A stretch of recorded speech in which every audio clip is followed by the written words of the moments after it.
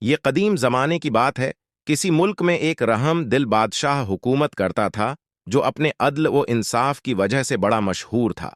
بادشاہ نے اپنے وزیروں کو یہ حکم دے رکھا تھا کہ اسے ملک کے کونے کونے کی خبروں سے باخبر رکھا جائے تاکہ کوئی بھی غریب آدمی انصاف سے محروم نہ رہے۔ ایک دن بادشاہ کا وزیر سمندر کے کنارے کسی کام سے اپنے قافلے کے ساتھ گزر رہا تھا کہ اس نے ایک بوڑھے آدمی کو سمندر کے کنارے کے ساتھ ساتھ دوڑتے اور یہ کہتے ہوئے سنا، میرا خزانہ سمندر کے اس پار ہے۔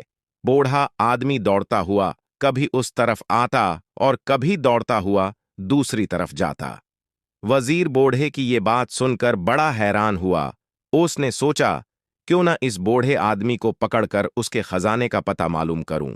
وزیر نے اس بوڑھے آدمی کو قید کر دیا اور بادشاہ کو اس بات سے بے خبر رکھا۔ کئی دن گزرنے کے بعد بھی وزیر اس بوڑھے آدمی سے خزانے کا پتہ نہ پوچھ سکا۔ وزیر نے سوچا تھا کہ میں بوڑھے آدمی کا بتایا ہوا خزانہ حاصل کرنے کے بعد ملک کا امیر ترین آدمی بن جاؤں گا، مگر اس کا خواب پورا نہ ہو سکا۔ وزیر بوڑھے آدمی کو روز مارتا اور ایک ہی سوال پوچھتا کہ خزانہ کہاں ہے، مگر بوڑھا ایک ہی جواب دیتا کہ میرا خزانہ سمندر کے اس پار ہے۔ وزیر بوڑھے کی روز ایک ہی بات سن کر تنگ آ چکا تھا۔ وہ سمجھ گیا کہ بوڑھے کے پاس کوئی خزانہ نہیں ہے۔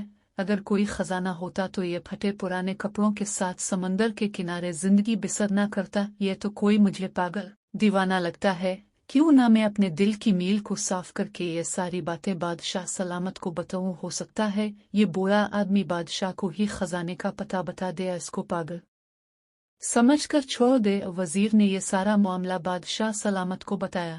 بادشاہ نے اپنے خادموں سے کہا، اس بوڑھے آدمی کو صاف ستھرے کپڑے پہنا دوں اور کھانا کھلا کر میرے پاس لے آؤ۔ پھر بادشاہ نے کہا، بابا جی آپ کا خزانہ کہاں ہے؟ بوڑھے آدمی نے پھر وہی جواب دیا کہ میرا خزانہ سمندر کے اس پار ہے۔ بادشاہ نے وزیر کو حکم دیا کہ بوڑھا آدمی جہاں کہتا ہے اسے وہاں لے جاؤ۔ وزیر نے سفر کی تیاری شروع کر دی۔ اگلے دن صبح سویرے گھوڑے تیز رفتاری سے دوڑتے چلے جا رہے تھے۔ پھر مختلف راستوں سے گزرنے کے بعد ایک جگہ زمین نرم ہونے کی وجہ بادشاہ کے وزیر کا گھوڑا زمین میں پھنستا چلا گیا۔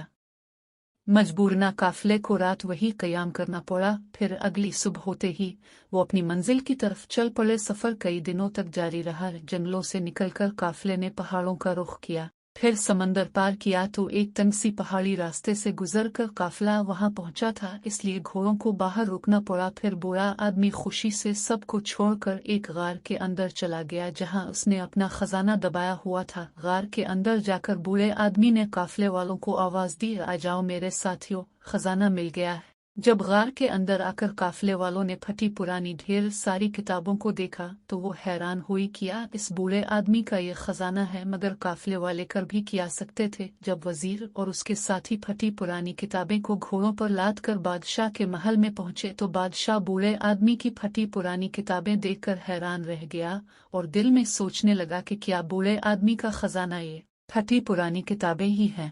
مگر بادشاہ عقل مند تھا، اس نے بوڑھا آدمی سے پوچھا، بابا جی آپ ان کتابوں کی قیمت مجھ سے کیا لیں گے؟